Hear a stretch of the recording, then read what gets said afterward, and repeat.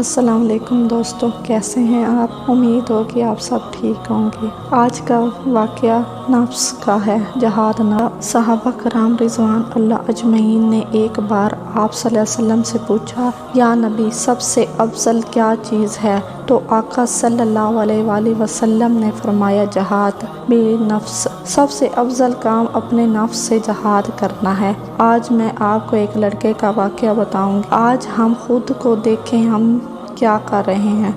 بہت افسوس سے کہنا پڑ رہا ہے، آج ہم اپنے نفس کے نیچے دب چکے ہیں۔ ایک لڑکے کا واقعہ بیان کرتی ہوں۔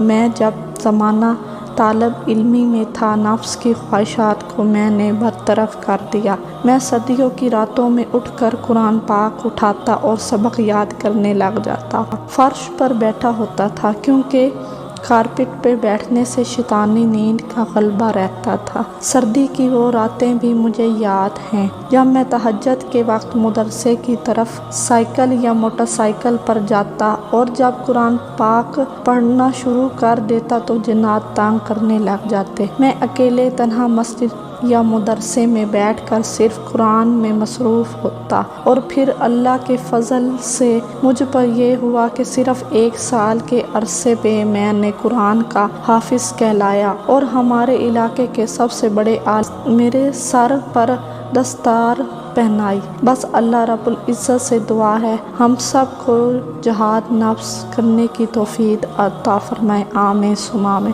اگر آپ کو میرا واقعہ پسند آیا تو پلیز چینل کو سبسکرائب کریں اور بیل آئیکن کو ضرور دبائیں۔ اللہ حافظ۔